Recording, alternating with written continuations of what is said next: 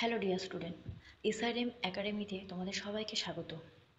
আজকে আমি তোমাদের সিডিবি থেকে শিশু বিকাশের মূলনীতিটি পড়াবো।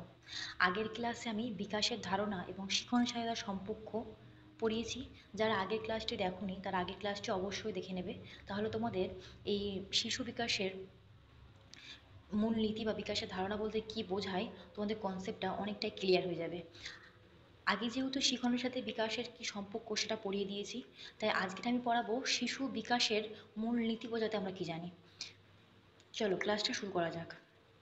দেখো, প্রথমে বলছে শিশু বিকাশের মূল নীতি বোঝাতে গেলে প্রথমে আমাদেরকে বুঝতে হবে এটি শুধুমাত্র শিশুর শারীরিক বৃদ্ধি নয়। তাহলে একটা শিশুর শুধুমাত্র শারীরিক বা দৈহিক বৃদ্ধিটা তার পুরোপুরি বিকাশ বোঝায় না, বরং শিশুর মানসিক, সামাজিক, আবেগিক ও বোধের সব বিকাশের সুসংগঠিত ক্রমবিকাশকে বোঝায়। মানে শারীরিক বৃদ্ধির পাশাপাশি একটি শিশুর মানসিক, সামাজিক, আবেগিক ও বোধের সব দিকের সুসংগঠিত যখন বিকাশ ঘটে, তখনই আমরা বলতে পারি একটি শিশুর পরিপূর্ণ বিকাশ লাভ করেছে। তাহলে শিশুর জন্মের থেকে শুরু করে কিশোর বয়স পর্যন্ত তাদের মধ্যে নানা পরিবর্তন, যে বিকাশের যে নানা পরিবর্তন ঘটে, যা কিছু নির্দিষ্ট নিয়ম ও পদ্ধতি ভিত্তিতে অর্থাৎ মূলনীতি অনুযায়ী ঘটে থাকে। মানে শিশুর বিকাশটি ধাপে ধাপে যেটা ঘটছে সেটা কিছু নির্দিষ্ট নিয়ম ও পদ্ধতির কারণেই ঘটছে, এমনি এমনি কিন্তু ঘটছে না। চলো নেক্সট স্টেপে দেখা যাক শিশু বিকাশের যে মূল নীতিগুলি, মানে শিশুর বিকাশ যে কীভাবে ঘটছে সেই সেই বিষয়ের কিছু মেন পয়েন্ট আমি তোমাদের সামনে তুলে ধরবো, যাতে তোমাদের কাছে শিশু বিকাশের মূলনীতি বলতে কী বোঝায় পুরোপুরি কনসেপ্টটা ক্লিয়ার হয়ে যায়। দেখো, শিশু বিকাশের মূলনীতিগুলির মধ্যে প্রথমে আসছে ধারাবাহিকতা। ধারাবাহিকতা বলতে কী বোঝাচ্ছে না, শিশুর বিকাশ কখনো থেমে থাকে না।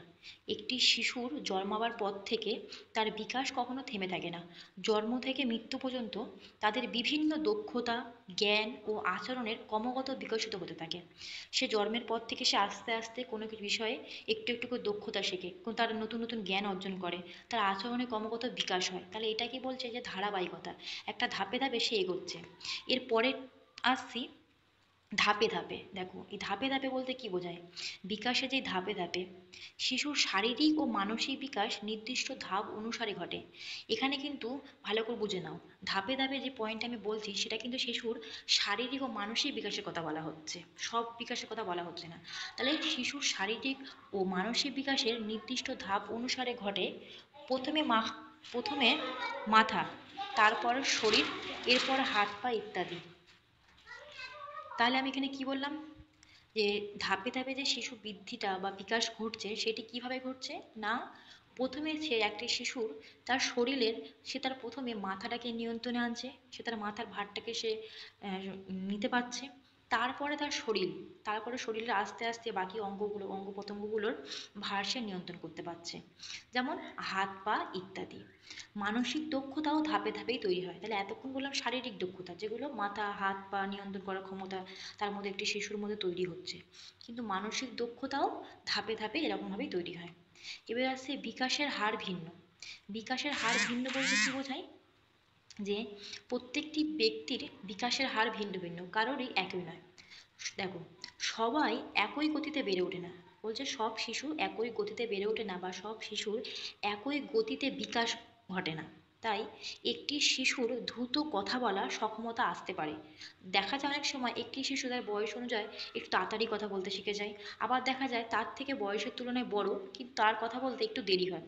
তো এখানে সেটাই বলছে যে বিকাশের হারটা ভিন্ন, সবার সাথে সবার মেলে না। আরেকজনের শারীরিক বিকাশ দ্রুত হয়ে যায়, আবার অনেক সময় দেখা যায় কিছু শিশুর শারীরিক বিকাশ খুব দ্রুত হয়ে যাচ্ছে বয়সের তুলনায়, আবার অন্য শিশুদের সেই ক্ষেত্রে দেখা যাচ্ছে কম হচ্ছে। তাই এটিই বলছে, এটিকেই ব্যক্তিতে ব্যক্তিতে পার্থক্য পূরণ, মানে ব্যক্তি ব্যক্তিতে ভিন্ন। বুঝতে পারলে নিশ্চয়ই, যে বিকাশের হার ভিন্ন বলতে আমরা কী বোঝাচ্ছি, যে মানুষের সাথে মানুষের যে সাদৃশ্যটা, সব ব্যক্তি যে সব ব্যক্তির সাথে যে পার্থক্যটা রয়েছে, সবাই যেমন সবার মতন সমান নয়, এটা সেটাকেই বোঝাচ্ছে। এরপরে আসছি বিভিন্ন ক্ষেত্রে পারপার্শ্বিক সম্পর্ক। দেখো, বিভিন্ন ক্ষেত্রে পারপার্শ্বিক সম্পর্কের মধ্যে কি বলছে, শারীরিক যে গঠনগুলো শিশুদের মধ্যে হয়, যেমন হাঁটা, দৌড়ানো, মানসিক যৌগিক চিন্তা, ভাষা শেখা, আবেগিক আত্মবিশ্বাস, অনুভূতি, আর সামাজিক দিক থেকে বন্ধু তৈরি করা এবং যোগাযোগ করা, যেটাকে আমরা বলি কমিউনিকেশন করা কারোর সাথে। বলছে বিকাশ একে অপরকে প্রভাবিত করে এবং একত্রে এগিয়ে চলে। বিকাশ কি করে? একে অপরকে প্রভাবিত করে এবং একত্রে তারা এগিয়ে চলে। এর পরের পয়েন্টে কি বলছে? শেখার প্রভাব। বলছে শিশুর পরিবেশ, পরিবারের আচরণ, স্কুল এবং সহপাঠীদের সাহায্যে সে শেখে।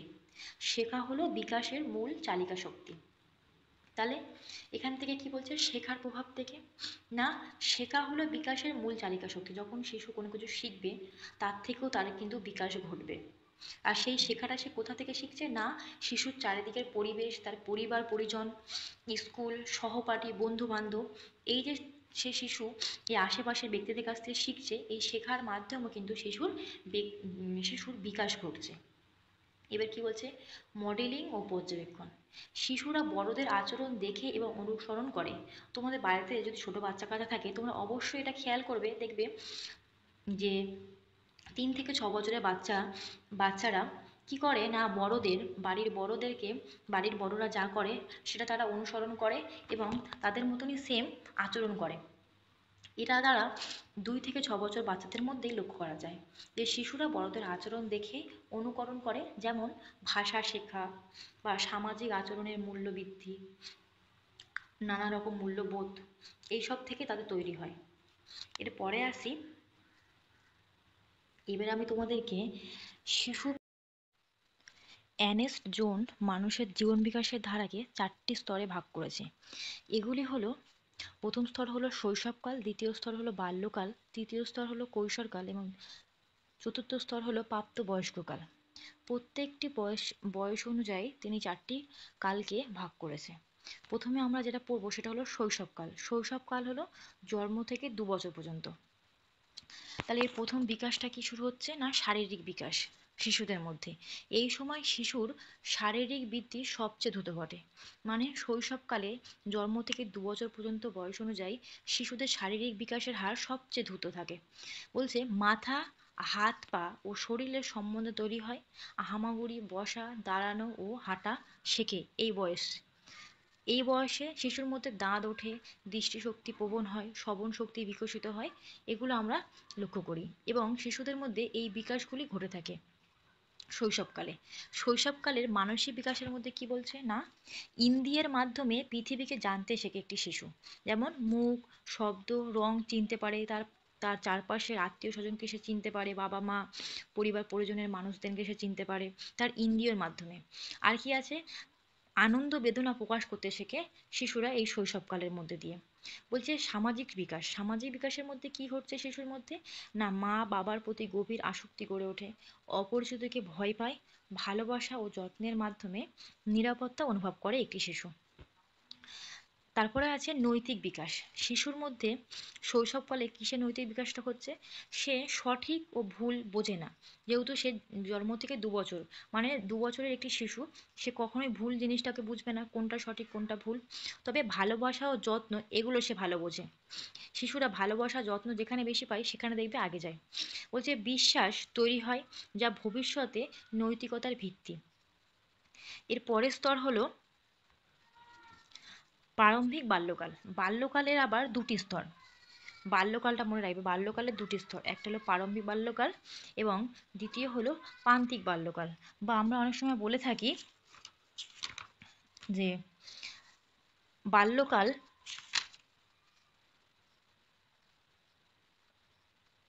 প্রথম বাল্যকাল বা মধ্য বাল্যকালও বলে থাকি বা প্রান্তীয় বাল্যকাল বলে থাকি। তাহলে আমরা বাল্যকালের এখন প্রথম স্তরটাকে জানবো, যে প্রারম্ভিক বাল্যকাল বা আমরা বলে থাকি এটাকে প্রথম বাল্যকাল, যেটি শুরু হচ্ছে 2 থেকে 6 বছর পর্যন্ত। এখানে শিশুর শারীরিক বিকাশ কেমনভাবে ঘটছে দেখো। বলছে এই সময় শরীর দ্রুত বৃদ্ধি পায়, মানে শৈশবকাল থেকে প্রান্তীয় বাল্যকাল পর্যন্ত শরীরের দ্রুত বৃদ্ধি পায়। হাঁটা চলা, দৌড়, লাফানো, আঁকাআঁকি, জামা পরা ইত্যাদি সূক্ষ্ম মোটর দক্ষতা বিকশিত হয় শিশুর মধ্যে। এরপরে হলো মানসিক বিকাশ। প্রারম্ভিক বাল্যকালে শিশুর মানসিক বিকাশের মধ্যে চিন্তা শক্তি ও কল্পনা শক্তি খুব বাড়ে। যেমন সে ভাষা শেখে, সে নতুন নতুন ভাষাকে আয়ত্ত করতে শেখে, প্রশ্ন করতে ভালোবাসে। শিশুদের মনে এই সময় নতুন নতুন প্রশ্ন আসবে এবং সেই প্রশ্নগুলোকে সে করবে। চিন্তার সক্রিয়তাকেরা থাকে। এর পরের স্তর হলো সামাজিক বিকাশ। সামাজিক বিকাশে প্রারম্ভিক বাল্যকালদের মধ্যে কি হচ্ছে, বন্ধুদের সাথে খেলতে শেখে, দলবদ্ধভাবে কাজ করা শুরু হয়, অন্যদের অনুকরণ করে নতুন আচরণ শেখে। শিশুরা বাল্যকাল থেকেই অন্যদের বাড়ির পরিবারের সদস্যদের সাথে বা বাবা মাকে অনুকরণ করে তারা নতুন জিনিস শেখে এবং নতুন নতুন জিনিসকে আচরণ করতেও শেখে।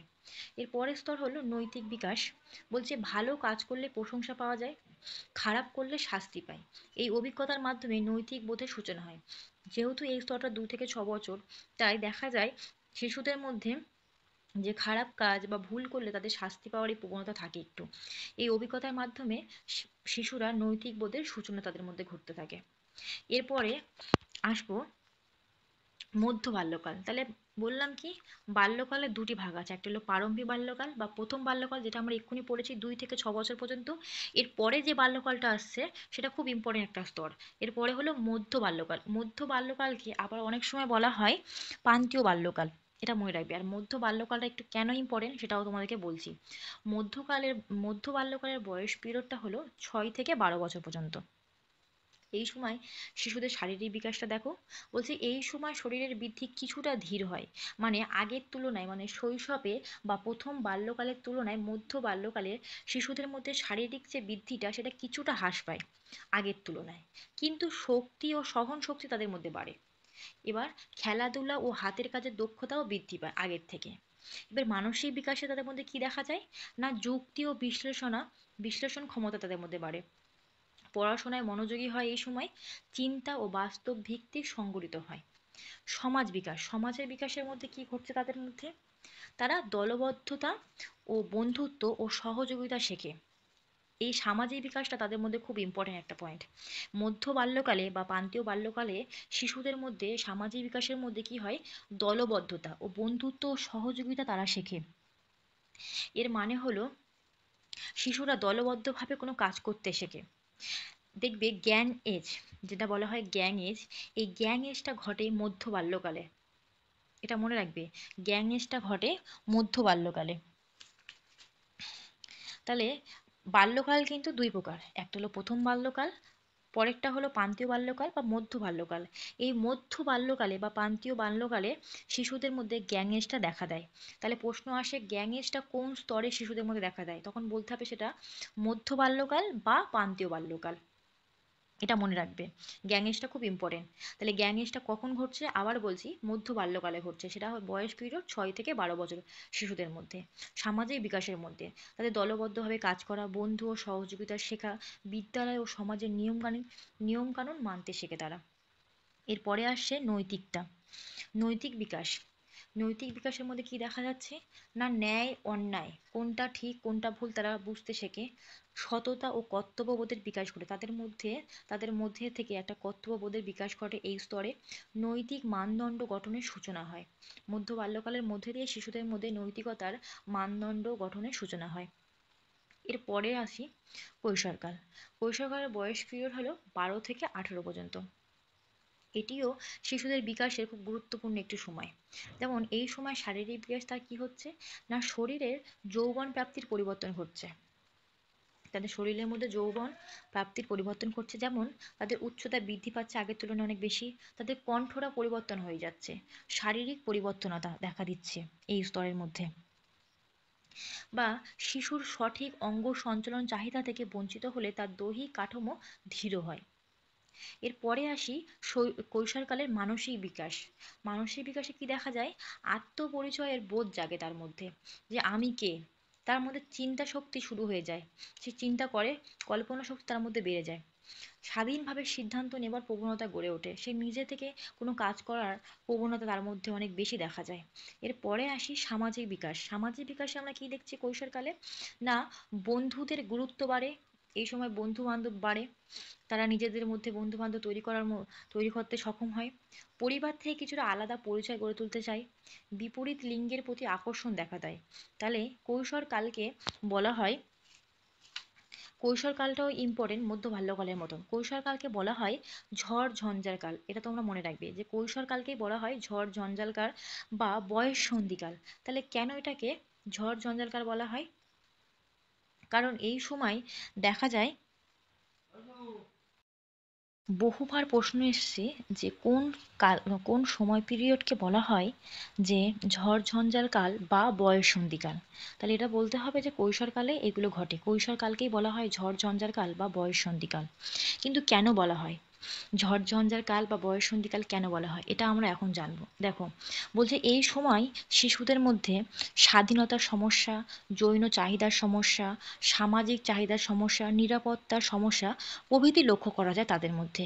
তাই মনোবিদ স্ট্যানলি হল বলেছেন, বয়ঃসন্ধি কাল বা কৈশোর কাল হলো ঝড় ঝঞ্ঝার বা দুঃখ কষ্টের কাল। এবার আমরা দেখি সামাজিক বিকাশ তাদের মধ্যে কি ঘটছে। বলছে বন্ধুত্বের গুরুত্ব পাচ্ছে, পরিবার থেকে কিছুটা আলাদা পরিচয় গড়ে তুলতে চায় তারা। বিপরীত লিঙ্গের প্রতি আকর্ষণ দেখা যায়, যার কারণে এখানে বলা হচ্ছে এটা বয়ঃসন্ধিকাল বা ঝড়ঝঞ্ঝার কাল। এর নৈতিক বিকাশের মধ্যে কি আসছে না, কৈশোরকালে তারা নিজের মূল্যবোধ ও নীতির ভিত্তিতে বিচার করতে শেখে, আত্মসম্মান ও আদর্শ গঠিত হয়। তাহলে আমরা এখান থেকে কৈশোরকালে শারীরিক বিকাশ, মানসিক বিকাশ এবং সামাজিক বিকাশ, নৈতিক বিকাশটা জানলাম। এবার এর মধ্যে যেটা ইম্পর্টেন্ট বললাম যে ঝড় ঝঞ্ঝার কাল বা বয়ঃসন্ধিকাল কৈশোরকালকে বলা হয়।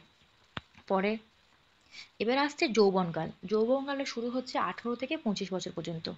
যৌবনকালে শারীরিক বিকাশ কি হচ্ছে, শরীরে সম্পূর্ণভাবে পরিপক্ক হচ্ছে, দেহ ও মনের সম্বন্ধ সুসংগত হচ্ছে। মানসিক বিকাশ কি করছে, চিন্তা ও যুক্তির মধ্যে ভারসাম্য আসে তার, জীবনের লক্ষ্য ও কর্মপথ নির্ধারণ করে। এই সময় তার মধ্যে জীবনের লক্ষ্য, সে জীবনে কি করতে চায়, তার জীবনের লক্ষ্যটা কি, সে সেটা বুঝতে শেখে এবং কর্মপথের প্রতি সে আগ্রহী হয়ে ওঠে। সামাজিক বিকাশে কি দেখছি না, পরিবার, পেশা, সমাজের দায়িত্ব নেওয়া শুরু করে এই স্তর থেকে। সম্পর্কের মধ্যে শিথিলতা বা পরিণত ভাব আসে। নৈতিক বিকাশে কি ঘটছে, মানবিকতা, ন্যায়বোধ, কর্তব্যবোধ ও সততা দৃঢ় হয়, নিজেকে সমাজের উপকারে ব্যবহার করার মনোভাব তৈরি হয়। তাহলে এই সময় থেকে সে কি করছে, পরিবার, সমাজের দায়িত্ব নিতে সে শিখছে। এবার আসি 6 নম্বর, যেটা এক্সট্রা দেওয়া হয়েছে, প্রাপ্তবয়স্ক বা পরিণত বয়স, মানে যৌবনকালের পরে যে পিরিয়ডটা শুরু হচ্ছে 25 বছরের পর থেকে সারা জীবনব্যাপী। বলছে শারীরিক বিকাশ। শারীরিক বিকাশে কি দেখা যায়, দেহের বৃদ্ধি থেমে যায়। এই সময় 25 বছরের পর থেকে দেখা যায় দেহের বৃদ্ধিটা তার মধ্যে থেমে যায়, দেহের বৃদ্ধি থেমে যায় কিন্তু বিকাশ নয়। তবে ধীরে ধীরে বার্ধক্যের লক্ষণ দেখা দেয়, মানে তার বয়সটা হয়, শক্তি কিছুটা কমে, তার শরীরের শক্তি ক্ষমতা আস্তে আস্তে কিছুটা কমতে থাকে, কিন্তু অভিজ্ঞতার জোর তার বাড়ে। যত বয়স যাবে তত যে কোনো জিনিসের প্রতি তার অভিজ্ঞতা বাড়বে। মানসিক বিকাশে কি দেখছি আমরা না, চিন্তা, সিদ্ধান্ত ও অনুভূতি পরিপক্কতা আসে। তাহলে মানসিক বিকাশ থেকে কি দেখা যাচ্ছে, যে শিশুর মধ্যে চিন্তা, সিদ্ধান্ত, অনুভূতির পরিপক্কতা আসছে, জীবনের প্রতি বাস্তব ও শান্ত দৃষ্টিভঙ্গি তার তৈরি হচ্ছে। সামাজিক বিকাশে কি দেখা যাচ্ছে না, পরিবেশ ও সমাজ নেতৃত্বের ভূমিকা পালন করে সে, দায়িত্বশীল ও সহানুভূতিশীল মনোভাব গড়ে ওঠে তার মধ্যে। নৈতিক বিকাশে ন্যায়, মূল্যবোধ, মানবিকতা ও আদর্শকে জীবনের বাস্তবায়ন করার প্রবণতা তার মধ্যে বৃদ্ধি পায়। তাহলে আমরা প্রতিটি স্তরকে ভাগ করলাম এইভাবে, এবং প্রাপ্তবয়স্ক ও পরিণত বয়স 25 বছর থেকে পরবর্তী সময় পুরো সারা জীবনব্যাপী যে প্রক্রিয়াটা চলছে সেটাকেও বোঝালাম। এর নেক্সট কি আছে দেখো, কিছু মনোবিজ্ঞানীদের দৃষ্টিভঙ্গি। পিয়াজের মতে আমরা জানি পিয়াজের শিশুদের জ্ঞানীয় কগনিটিভ বিকাশের ধাপকে 4টি ভাগে ভাগ করেছে, যেমন সেন্সরি মোটর, প্যাক পরিচালনামূলক, কংক্রিট অপারেশন বা আনুষ্ঠানিক অপারেশন। আর লেভ ভাইটস্কির মতে শেখা ও বিকাশ সামাজিক মিথস্ক্রিয়ার মাধ্যমে। আমরা জাতিয়াজিকে আলাদাভাবে আরও ডিসক্রিপশন দিয়ে ভালোভাবে পড়বো, কিন্তু এখানে একটু হালকা করে বলি, এই যে ভাইটস্কির শেখা ও বিকাশ সামাজিক মিথস্ক্রিয়ার মাধ্যমে হয়, তিনি যে জোন অফ প্রক্সিমাল ডেভেলপমেন্টের কথা বলেছে বা জেপিটি যে ধারণাটা দিয়েছে, পরীক্ষায় আসে জেপিটির ধারণা কে দিয়েছে, তখন বলতে হবে লেভ ভাইকোটক্সি। তাহলে এর ফুল ফর্মটাও পরীক্ষায় অনেক সময় এসেছে, জন অফ প্রক্সিমাল ডেভেলপমেন্ট। এই প্রক্রিয়ার মাধ্যমে কি বলা হয়? ভাইকোটস্কির এই প্রক্রিয়া, জেপিডির প্রক্রিয়ার ধারণাটা আসলে কি, এটা তোমাদেরকে হালকা করে বলছি। দেখো, যখন জেপিটির ধারণা হলো শিশু শেখার ক্ষেত্রে যখন শিশু কোনো জিনিসটা শিখছে, হয়তো সে নিজে থেকে সেই জিনিসটাকে শিখতে পারছে না, তখন হয়তো তার কারো সাহায্যের দরকার। সেই সাহায্যটা সে যে কারো কাছ থেকেই পেতে পারে, পরিবার হোক বা বন্ধু বান্ধব হোক বা শিক্ষক হোক, সে যে কারোর কাছ থেকে কোনো কিছু সে সাহায্য পেতে পারে। তাহলে শিক্ষার্থী যখন কোনো কিছু শিখতে অক্ষম হয়, কিন্তু অপরের সাহায্য নিয়ে, সে শিক্ষক হোক বা পরিবার পরিজন হোক, কারোর সাহায্য নিয়ে সে সেই কাজটি খুব ভালোভাবে করতে পারে। এটিকেই বলা হয় জেপিটির ধারণা। তাই তোমাদেরকে উদাহরণ দিয়ে একটি বলি। ধরো একটি শিশু, সে গুণ করতে পারছে না, কিন্তু শিক্ষক যদি তাকে গুণ করার কিছু রুলস শিখিয়ে দেয় বা দেখিয়ে দেয়, সে কিন্তু খুব সহজে গুণটি করে নিতে পারে। এই ধারণাটাই হলো জেপিটির ধারণা, এটা তোমরা মনে রাখবে। এটি হলো শেখা ও বিকাশের সামাজিক মিথস্ক্রিয়ার মাধ্যমে ঘটে থাকে। এবার দেখো, শিশু বিকাশের দুটি গুরুত্বপূর্ণ নীতি হলো সেফালোগডাল ও পোস্টমিটাস্টাল নীতি। এই দুটি নীতি শিশু বিকাশের জন্য খুবই গুরুত্বপূর্ণ, আর তোমাদের পরীক্ষায়ও এই দুটি নীতি থেকে প্রশ্ন বহুবার এসেছে। বলছে, প্রথমে যেটা বলছে সেটা হলো সেফালোগডাল নীতি। আমরা যে জানবো সেফালোগডাল নীতিটা আসলে কি। বলছে এই নীতির অর্থ, ভালো করে এটা পড়ে নেবে। সেফালোগডাল নীতি কিন্তু পরীক্ষায় বহুবার এসেছে। এই নীতির অর্থ শারীরিক বিকাশ শিশুর মধ্যে তার মাথা থেকে শুরু হয়ে পায়ের দিকে ধীরে ধীরে নেমে আসে, মানে ওপর থেকে নিচের দিকে ধীরে ধীরে নেমে আসে। সেফালোগডাল নীতিতে এটাই বলছে যে শিশুর বিকাশটা ঘটছে তার মাথা থেকে শুরু করে পায়ের দিকে ধীরে ধীরে নেমে আসে, অর্থাৎ শিশু প্রথমে মাথা ও গলাকে নিয়ন্ত্রণ করতে শেখে এবং বিকাশ ঘটে, পরে শরীরের নিচের অংশ যেমন হাত পার বিকাশ হয়। তাহলে শিশু প্রথমে কিসের নিয়ন্ত্রণ করতে শেখে না, তার মাথাকে বা গলাকে, এবং এর পরে সে শরীরের নিচের অংশ হাত পাকে বিকাশ করতে শেখে। এটাকেই বলা হয় সেফালোগডাল নীতি। উদাহরণ দিচ্ছি, উদাহরণ দেখো, নবজাতকের মাথা অন্য অঙ্গের তুলনায় বড় থাকে। একটি শিশুর মাথা তার শরীরের সমস্ত অঙ্গের তুলনায় মাথা কিন্তু বড় থাকে, কারণ মস্তিষ্ক ও নাসুতন্ত্রের প্রথম বিকশিত হয়।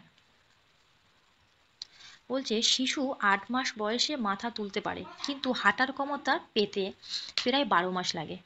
তাহলে শিশুর প্রথমে মাথার ওপর নিয়ন্ত্রণ পায়, তারপর ধীরে ধীরে বসতে, হামাগুড়ি দিতে ও হাঁটতে শেখে। আমরা জানি একটি শিশুর মাথা যত হালকা হয় তত তার শরীরের ভারসাম্য সে নিতে সক্ষম হয়। বলা হয় যত মাথা হালকা হবে তত সে তাড়াতাড়ি হাঁটতে পারবে বা হামাগুড়ি দিতে পারবে। তা এখানেও সেটাই বলা হচ্ছে যে শিশু প্রথমে মাথার উপরে নিয়ন্ত্রণ পায়।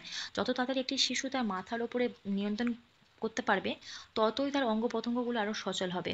তারপরে সে ধীরে ধীরে বসতে, হামাগুড়ি দিতে ও হাঁটতে শিখবে। নেক্সট দেখো, বলছে প্রক্সিমোস্টাল নীতি। প্রক্সিমোডিস্টাল নীতিতে কি বলছে, আমরা আগেটা জানলাম সেফালোগডাল নীতি, এবার জানবো প্রক্সিমোস্টাল নীতি। এই নীতির অর্থ হলো একটি শিশুর বিকাশ শুরু হচ্ছে শরীরের কেন্দ্র থেকে শুরু হয়ে বাইরের দিকে যায়।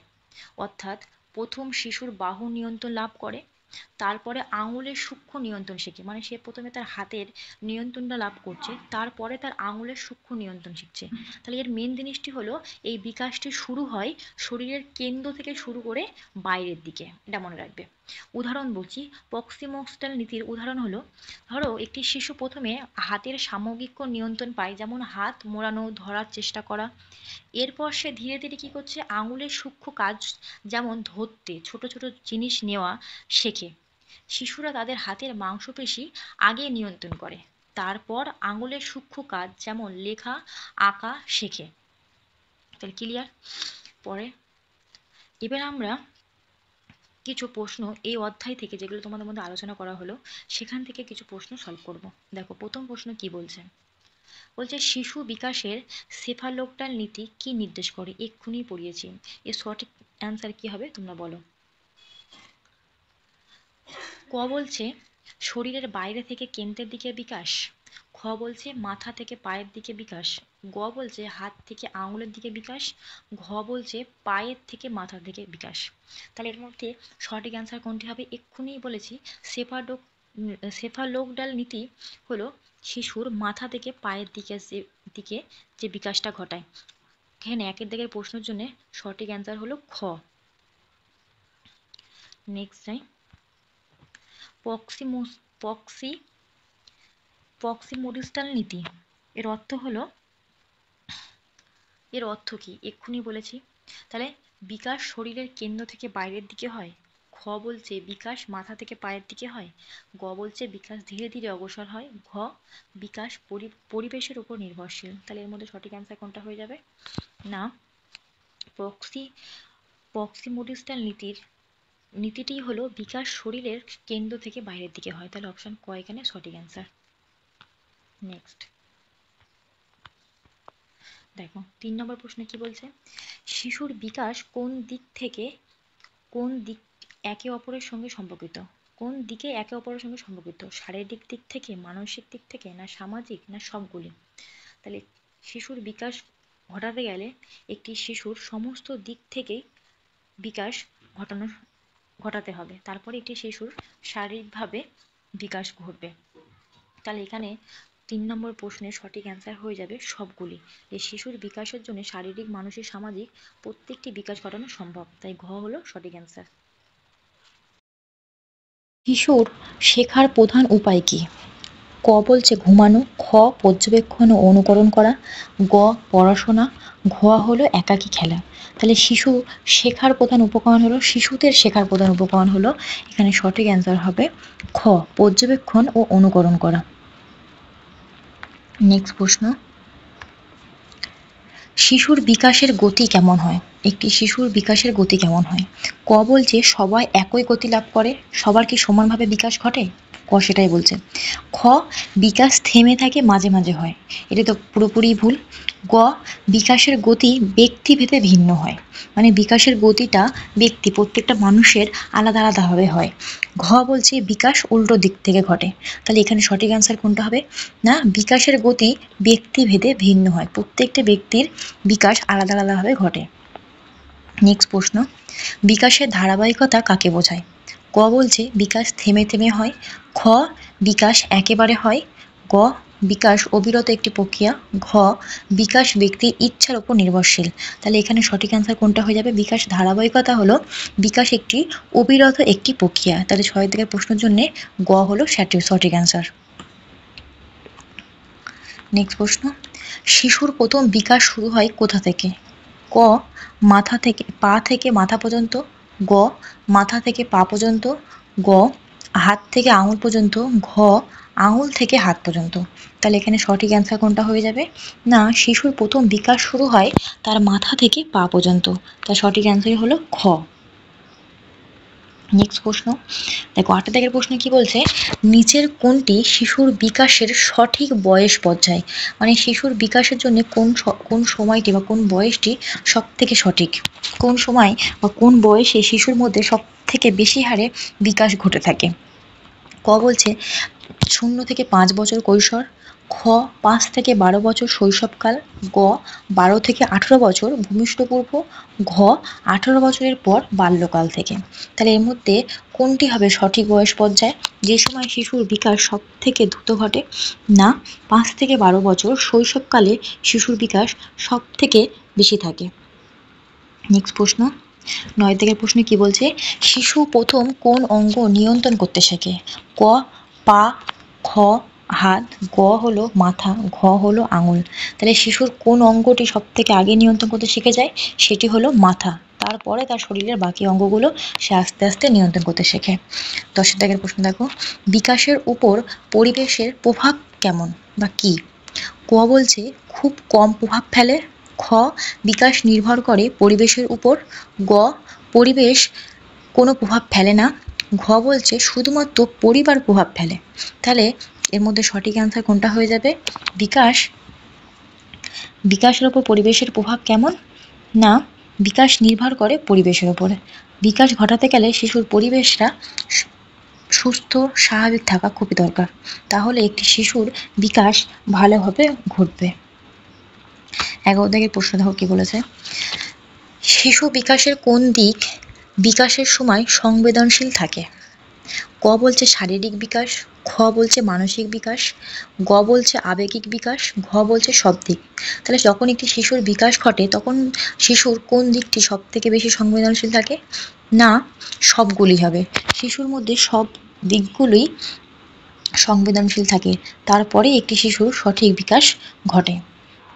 নেক্সট প্রশ্ন, শিশুর ভাষা শেখার প্রধান উৎস কি? শিশু প্রথম কোথা থেকে ভাষা শেখে? বই থেকে, খ বলছে বড়দের কথা বলা আর অনুকরণ থেকে, গ নিজের এখতিয়ারে শেখা, সে নিজে নিজেই শিখে যায়, ঘ বলছে শুধু স্কুল থেকে। তাহলে এর মধ্যে সঠিক অ্যান্সার কোনটা হয়ে যাবে, যে না, শিশুরা বড়দের কথা বলা ও অনুকরণ থেকে প্রথম ভাষা শেখে বা কথা বলা শেখে।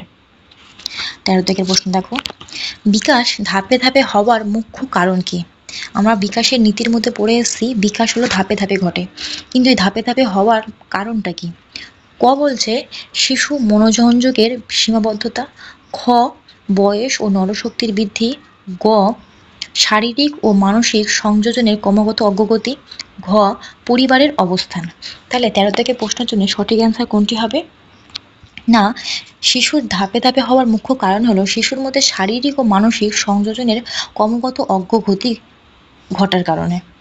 তাহলে 13 দাগের প্রশ্নের জন্য সঠিক অ্যান্সার হলো গ। নেক্সট প্রশ্নে যাই, বিকাশের কোন পর্যায়ে বয়স সন্ধি ঘটে? এটি খুব ইম্পর্টেন্ট একটি প্রশ্ন, তোমাদেরকে বলেছি কোন পর্যায়ে শিশুদের মধ্যে বয়স সন্ধি ঘটে, যেটিকে আবার বলা হয় ঝড় ঝঞ্ঝারো কাল। তাহলে অপশানে কি বলেছে, না ভূমিষ্ঠ পূর্ব, খ বাল্যকাল, গ কৈশোর, ঘ প্রাপ্তবয়স্ক। তাহলে এর মধ্যে সঠিক অ্যান্সার কোনটা হয়ে যাবে? বয়স সন্ধিকাল আমরা কোন সময়টাকে বলি? না কৈশোরকে। 14 থেকে প্রশ্নের জন্য সঠিক অ্যান্সার হলো গ, কৈশোরকালকে বলা হয় বয়স সন্ধিকাল বা ঝড় ঝঞ্ঝার কাল। তাহলে গ এখানে সঠিক অ্যান্সার। নেক্সট যাই, দেখো লেভ-ভাইটস্কির জোন অফ প্রক্সিমাল ডেভেলপমেন্ট এর অর্থ কি? যেটাকে আমরা জেপিটি বলি, জেপিটির ফুল ফর্ম হলো জোন অফ প্রক্সিমাল ডেভেলপমেন্ট। এই জোন অফ প্রক্সিমাল ডেভেলপমেন্টের অর্থটা কি? এই নীতিটি আসলে কি? ক বলছে শিশুর নিজের শেখার সম্ভাবনা, খ শিশু মাঝে সাহায্য নিয়ে শেখার পর্যায়, গ শিশুর শিক্ষার দ্বারা শেখানো, শিশুর শিক্ষক দ্বারা শেখানো স্তর, ঘ হলো শিশু আত্মনির্ভর শেখা। তাহলে এর মধ্যে সঠিক অ্যান্সার কোনটা হয়ে যাবে? না, আমরা জেনেছিলাম যে জেপিটির অর্থই হলো শিশু যখন কারোর সাহায্য নিয়ে কোনো কিছু শেখে, সে যখন কোনো কিছু শিখতে অক্ষম হয় কিন্তু সেটা যখন কারোর সাহায্য পায় সে কিন্তু খুব ভালোভাবে সহজে সেটা শিখে যায়। তাহলে এর মধ্যে সঠিক অ্যান্সার হলো 15 দাগের প্রশ্নের জন্য খ শিশু মাঝে সাহায্য নিয়ে শেখার পর্যায়ে। শিশু কারোর কাছ থেকে সাহায্য নিল, সেটা তার পরিবার হতে পারে, তার বন্ধু বান্ধব হতে পারে, তার সহপাঠী হতে পারে, তার শিক্ষক হতে পারে, সে কারোর কাছ থেকে সাহায্য নিয়ে যখন কোনো কিছু শেখে সেটাই হলো জিপিডির নীতি। তাহলে এখানে সঠিক খ হলো এখানে সঠিক অ্যান্সার, শিশু মাঝে সাহায্য নিয়ে শেখার পর্যায় হলো জেপিটি নীতি। তাহলে এই ছিল তোমাদের 15টি প্রশ্ন। তোমার কেমন লাগলো অবশ্যই কমেন্টে জানাবে, আর যারা এখনো পর্যন্ত চ্যানেলটিকে সাবস্ক্রাইব করনি তারা অবশ্যই চ্যানেলটিকে সাবস্ক্রাইব করে পাশে থাকবে। আমি কালকে আবার তোমাদের এরকমই নতুন একটি ক্লাস নিয়ে আলোচনা করব। আজ এই অবধি, সবাই সুস্থ থাকবে, ভালো থাকবে। Thank you.